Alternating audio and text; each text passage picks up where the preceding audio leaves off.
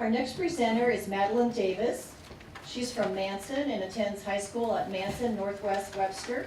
She is the daughter of Jenny Bernhardt and Tyler Price. YEA Babies is the title of her project.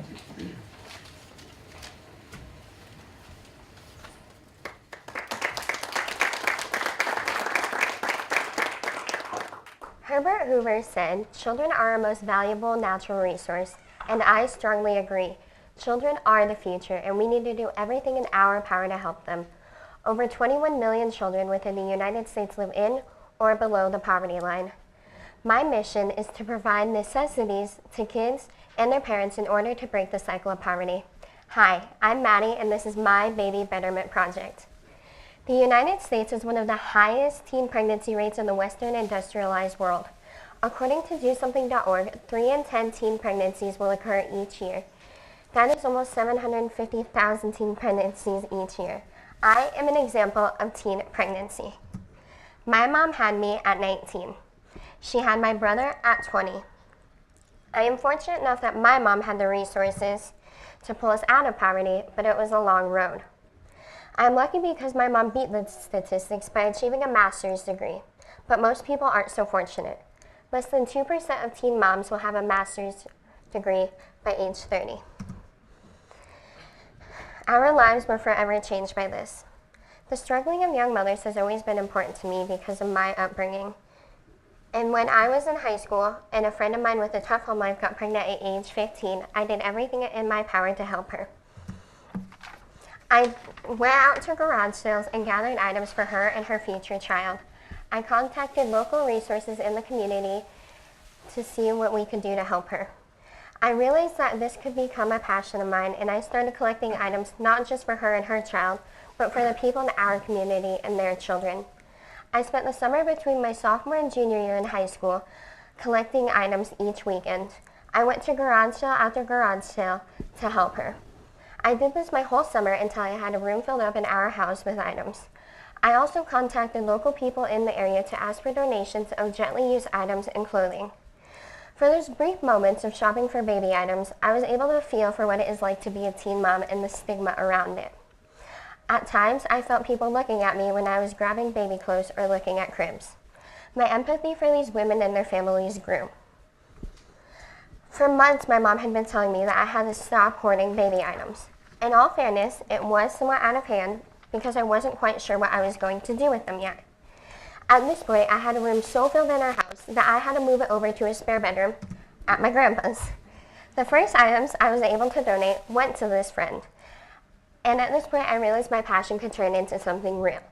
The Baby Betterment Project was officially born in 2016. Within a year, I spent $500 of my own money on this program. I have also received new and gently used items valued over $3,000. My main goal is to give these women and their families items they need. I created a survey for these families and our partner organizations, which I'll talk about in just a moment. I wanted to assess what the biggest needs were in these areas of poverty, and to meet those needs, I have collected car seats, cribs, high chairs, diapers, clothes, and more. The reason I want to provide these items is to ease stress in families, free up parents' time, and improve children's lives.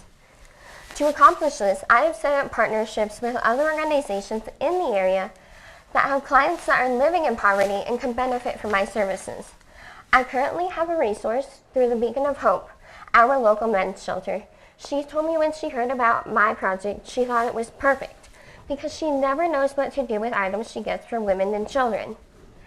I also contacted DSOC, the Domestic Outreach Center, the YWCA, a few local daycares, and a counseling service called Children and Families of Iowa. All of these places were very receptive to a partnership. Our flyer is being distributed to these organizations to be used as a resource for their clients. I also have these organizations' flyers to hand out to my clients. I have a list of emergency resources as well as a list of daycares to help lower income families. All the families I have been able to work with so far have been very appreciative and thankful. The friend that I had initially helped in the beginning told me what a relief it was to have less things to worry about. After I had the Baby Betterment Project for well over a year, I sought the support of a local nonprofit to help me in my quest to help women and children in our community. The organization's name is Youth Empowerment Association, YEA for short. This gave way to the transition of YEA Babies, my very own section of the nonprofit. Youth Empowerment Association is currently a registered 501c3. I never thought I'd be able to say that I would run my own nonprofit as a teenager. I had taken one graphic design course in the history of my high school career, so when it came to making flyers and business cards, I felt a little bit lost, but I got the job done. Grant writing was a different story entirely. I thought it would be a piece of cake because I had always loved writing, but it was far from it. The very first grant I ever applied for was the Iowa Women's Foundation grant. In total, the grant was about 14 pages of questions when it was done. Each question had a word maximum of 4,000 words next to each question. And I thought, don't worry you guys, that's not going to be a problem. I didn't even know if I could make it to 400 words. And that was a personal obstacle that I overcame. And nothing could have prepared me more for the future of this organization than that grant did. It wanted to know everything, and it asked for so much planning and data, it really opened my eyes. When I started doing it, I found out that poverty in my area was higher than I thought. We sit at about 14.6%. This is over 2% higher than the state's average. But when you think about it, it's not just 2%. It's people. It's thousands of people in my area who are living in poverty. And 20% of those in Webster County alone are children. Children who are just like me. And learning this made me even more passionate about what I was doing. Although I didn't receive the Women's Foundation grant this year, they gave me advice and resources for a future application, and I know I'm going to apply again. I also applied to the Joymaker Generation, Young Heroes Award, and the Awesome Foundation, among other grants. I will be hearing back from most of these in November. And if you peek over here, this is me during many days and over many hours grant writing. It's super fun. As I was applying for grants, I saw most wanted a link to a website or some form of social media. After noticing this, I created a Facebook page for YEA Babies. We also use Facebook advertising for our summer fundraiser, which I'll come back to in a moment. I created the flyers at cost, and they were printed at cost by Iowa Central, the local community college. I was able to get our name out for the fundraiser as well as the program itself through the radio station. I was on 3 radio stations and had an interview with the news anchor for the radio station. So at this point, I had my why and I had my how. Next, I went and searched for location. As I was doing this, I continued to help families in need that I came in contact with through social media and word of mouth. I knew that I needed a permanent location to house these items because my grandpa does not want me keeping that spare bedroom forever. So after visiting multiple locations, I thought I had found the one when I met a woman who owned an empty church. And I thought it was perfect until I was able to do a full walkthrough and visit the basement where I found black mold. After this, I stopped looking at locations for a short period of time. It just seemed so unfeasible to me. That was when it hit me how perfect a trailer would be for this project. It could help me store my baby items, but it could also help me in my quest to help people in Northwest Iowa better. YEA Babies could bring the trailer to them so they didn't have to come to me. Transportation for lower income families is hard, with less than half having the transportation they need. And then, once I realized this, I decided to fundraise to gain money for the trailer. Planning the fundraiser took a lot more work than I expected. I had originally planned to have a golf fundraiser in the middle or end of August. As I was planning this, my great-grandmother got sick and needed hospice care. So I put the fundraiser on hold until she had passed away. At this point, it was too late to have a golf fundraiser with less than a month of the season left, so I moved on to my plan B, which was a bowling fundraiser. And the highlight of my summer was our Strike Out Poverty bowling fundraiser. My goal was to raise at least $1,200. I knew this could get me the trailer I needed to store my items. When I arrived to the bowling alley early to set up, I was happily surprised to see 2 teams there, and 2 teams were already registered. We ended the night with 8 teams of bowlers, over 60 people in turnout, and 15 event volunteers. To do this, I reached out to many people in our community, and I was so happy with the reception I received. YEA Babies is currently sponsored by 5 businesses and is continuing to gather more. We received silent donation items from over 20 businesses, and by the end of the night, we received over $1,400. This put YEA Babies in a position to purchase a $2,000 trailer, which I will come back to. We offer businesses 3 different levels of sponsorships, a $50, $100, and $250 level. For businesses with the $250 level, they will get a logo of their trailer. They will get a logo of their business to go on our trailer. It will be a magnetized logo, so it can easily come off if the business decides to end their sponsorship. This will be good to garner money for the organization for years to come. As businesses come and go, we can easily remove the magnet and make room for more. Going forward, the program is able to run off our business sponsors, grants, and a yearly fundraiser. I will be on the radio again in early December to talk about YEA Babies and ask for donations. In December, we will be at Share What You Wear, a fundraiser that is held yearly that gives out kids' toys, housewares, clothes, and more. In January, the trailer will be making stops to our partnerships monthly to hand out items needed. And with the help of volunteers, YEA Babies can continue to help Iowa families long into the future. As a society, we need to do what we can to help those who cannot help themselves. Much like Hoover helped feed millions of starving children after World War I, when children are in need, we need to step up. I sometimes think about what my future would have been like if we had not received the help we had when I was younger. And I think it would have been a much different outcome. I wouldn't have been able to be in the position I am today to help others. And when you think about that, it's important. And this is why it's important to help these children and improve our society.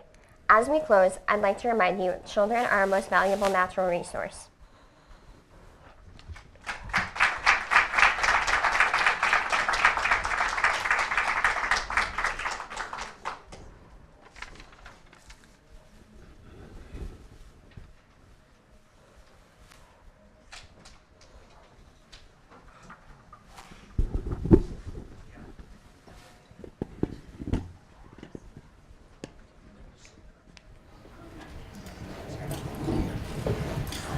Correctly that you have a 501(c)(3) status? Yep. And did you complete that application or did you have help with that? It is through the organization, Youth Empowerment Association. So I run my subsection. So when I got started, I really needed some help. So they took me under their wing and I was already involved with them. So I do all of the running and all of the grant writing, but they were already registered as a 501(c)(3). So I just fall under that category with them. And as you graduate and move on, how do you see this being sustainable? I'm actually planning on staying home for the next couple of years, but the great thing about grants is they're online, so I can complete them anywhere. And I have lots of family here, so I know I'm going to be back. I have a predecessor who said that they will take it once I leave. The trailer will just have to make its monthly stops. We will have our partnership still set up.